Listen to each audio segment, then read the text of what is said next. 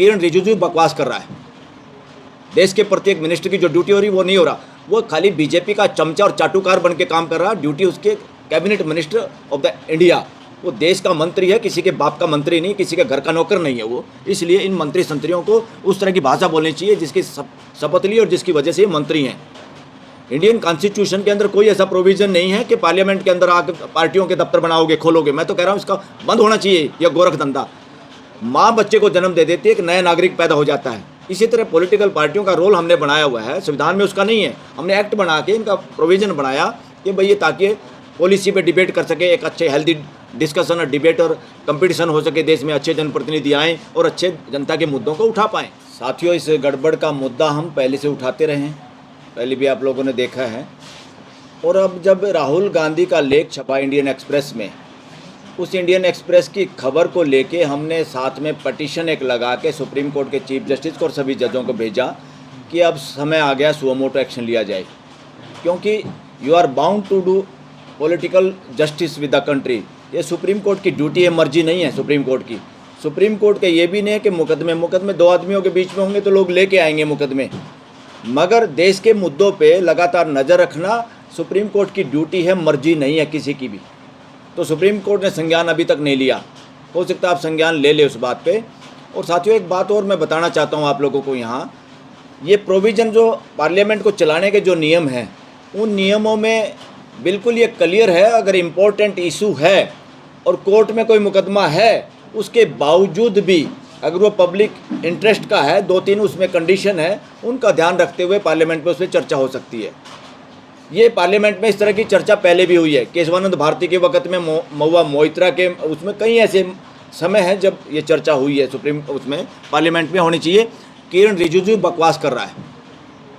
देश के प्रत्येक मिनिस्टर की जो ड्यूटी हो रही वो नहीं हो रहा, वो खाली बीजेपी का चमचा और चाटुकार बन के काम कर रहा है। ड्यूटी उसके cabinet minister of the India, वो देश का मंत्री है, किसी के बाप का मंत्री नहीं, किसी के घर का नौकर नहीं है वो। इसलिए इन मंत्री संतरियों को उस तरह की भाषा बोलनी चाहिए जिसकी शपथ ली और जिसकी वजह से ये मंत्री हैं।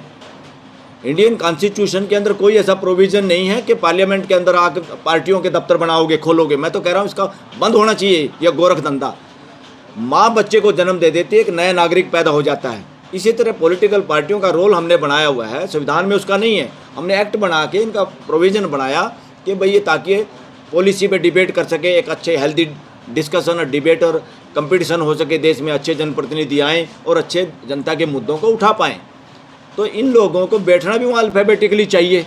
ये जो बैठा रखे ट्रेजरी बेंच और फलाना बेंच, अपोजिशन बेंच, अपोजिशन नाम का भी कोई शब्द नहीं है इंडियन कॉन्स्टिट्यूशन में। ये हमने दूसरे लोगों से देख के ऐसा किया है। और अब जो आरोप लगाया राहुल गांधी ने, बिल्कुल दुरुस्त है, पूरा देश उससे सहमत है, हम भी उससे सहमत हैं। और इस वक्त बड़ी बात यह है, जिस वक्त कॉन्स्टिट्यूशन की बनाई हुई, जो कॉन्स्टिट्यूशन देश के लोगों ने खुद बनाया है और उसके तहत एक कोर्ट बनाई है, उस कोर्ट में कॉन्स्टिट्यूशन कोर्ट है, सबसे बड़ी कोर्ट है सुप्रीम कोर्ट।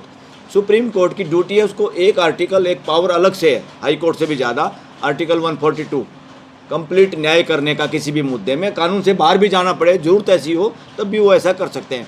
मगर सुप्रीम कोर्ट का ढुलमुल रवैया जो आज है, तो ऐसे मौके पे क्या किया जाए? अगर सुप्रीम कोर्ट भी न्याय नहीं दे पा रही, राहुल गांधी ने आरोप लगाया, उल्टा चोर कोतवाल को डांटे, जो करप्ट भ्रष्ट, चोरी चकारी की सरकार, चोरी चकारी का इलेक्शन कमीशन, चोरी चकारी के इलेक्शन कमिश्नर, उनको तो करप्शन लॉ में अंदर ठोकना चाहिए।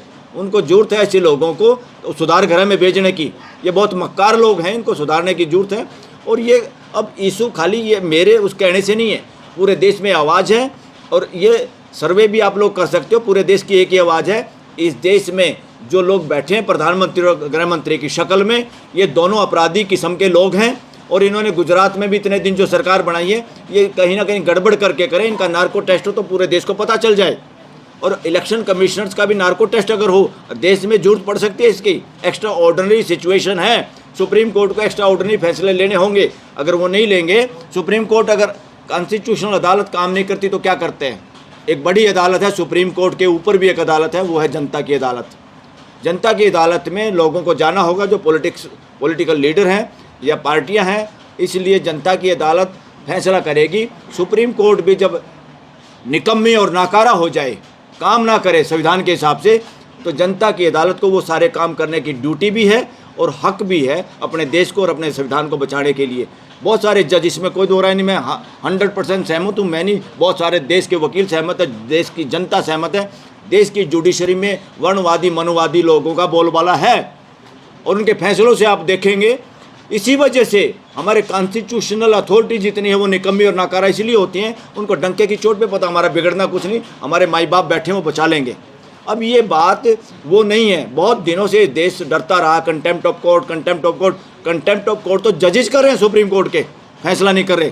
देश चाहता बैलेट पेपर से चुनाव, ये अपना घोल मेल करके उसी में एक तरह से उसी के पक्ष में बोल के उसी के पक्ष के क्वेश्चन उठाते हैं। आज रिकॉर्डिंग सबके सामने है, जजों की भी रिकॉर्डिंग देखी जाए, वो किस तरह का प्रश्न पूछते हैं, उनके चेहरे का हाव भाव साइकोलॉजिस्ट अगर पूछा जाए तो पता चल सकता है कौन बाइस्ड तरीके से केस को सुन रहा है, जो कोई इंडिपेंडेंट जुडिशरी के तरीके से काम नहीं हो रहा। इसी वजह से अदरवाइज अपोजिशन का लीडर कहे और कोर्ट, सुप्रीम कोर्ट चुपचाप बैठ जाए और उल्टा इलेक्शन कमीशन हिम्मत करे कि एफिडेविट दे। इलेक्शन कमीशन को खुद अपोजिशन लीडर के पास जाना चाहिए था, अपनी सारी फाइल लेके भी उसको दिखाना चाहिए था, सुप्रीम कोर्ट को भी देखना चाहिए था ये SIR शुरू क्यों किया बिहार के अंदर। एक आदमी चोरी कर ले पूरी रेल में, सारी सवारियों को नंगा करके तलाशी लोगे, ये है पुलिस का काम। इतनी नाकारा, इतनी घटिया अगर पुलिस है तो उनको बर्खास्त किया जाए। ऐसा इलेक्शन कमीशन है, समय पे देखिए ये फैसला SIR जितने समय कम में किया गया। हम कोई नहीं चाहता विदेशी लोग यहाँ वोट बनवाए, मगर कितने विदेशी लोगों की वोट होंगी? क्या पूरे बिहार विदेशी लोगों का भरा हुआ है? सब लोगों के आपने डॉक्यूमेंट चेक करने, अनपढ़ लोग, बहुत सारे लोग शहरों में नौकरियां करते हैं, बहुत सारे विस्थापित हैं, टेम्परेरी बेचारे अपने रोजगार के लिए देश में GDP बढ़ाने में अपना योगदान दे रहे हैं। तो ये सारी की सारी शरारत है और इलेक्शन कमीशन को, तीनों इलेक्शन कमीशन जेल में जाने के हकदार हैं इस वक्त। तीनों ही बदमाश हैं, तीनों के तीनों, एक भी ड्यूटी नहीं कर रहा। और इसी तरह से यही भाषा देश की होगी सुप्रीम कोर्ट के बारे में। और आने वाले वक्त में जन आंदोलन जनता की अदालत न केवल सरकार और इलेक्शन कमिश्नर के खिलाफ होगी, इस देश की सुप्रीम कोर्ट और हाई कोर्ट दिल्ली के खिलाफ भी होगी। क्योंकि ये लोग अगर काम करें तो देश में इतनी अफरा तफरी और कॉन्स्टिट्यूशनल अथॉरिटी इतनी बेलगाम नहीं घूम सकती। ये कहीं ना कहीं उनको बचाने का काम कर रहे हैं, तभी तो ये हाल है देश का। इतनी सारी वोटों का कटना या इतनी धांधली का पकड़ा जाना, 6.5 लाख वोटर्स में से 1.5 लाख के करीब नकली वोटर होना। और बात करते हो विदेशियों पे आपकी नज़र है, विदेशी कौन है? ये वो भी हिंदू मुसलमान करने का इनके टारगेट है। और इस देश के बहुजन समाज को ध्यान रखना चाहिए। वर्णवादी मानसिकता और मनुवादी लोगों ने जो कब्जा है ब्यूरोक्रेसी पे, पॉलिटिक्स में, जुडिशरी में, उन सब पे लगाम लगाने के लिए आपस के झगड़े भूलने होंगे। इनका हर टारगेट देश को डिवीजन करने का और कोई चोरी से कोई फ़ायदा उठाने का है। तो साथियों, अंतिम बात यही है, मुझे नहीं लगता सुप्रीम कोर्ट हिम्मत कर पाएगी। आज जो चीफ जस्टिस हैं उनसे उम्मीद है लोगों को, फ्यूचर में जो चीफ जस्टिस उनसे बिल्कुल 0% उम्मीद है देश के लोगों से। क्योंकि महाराष्ट्र की सरकार उन्हीं की वजह से चलती रही, उसी बेंच की वजह से चलती रही।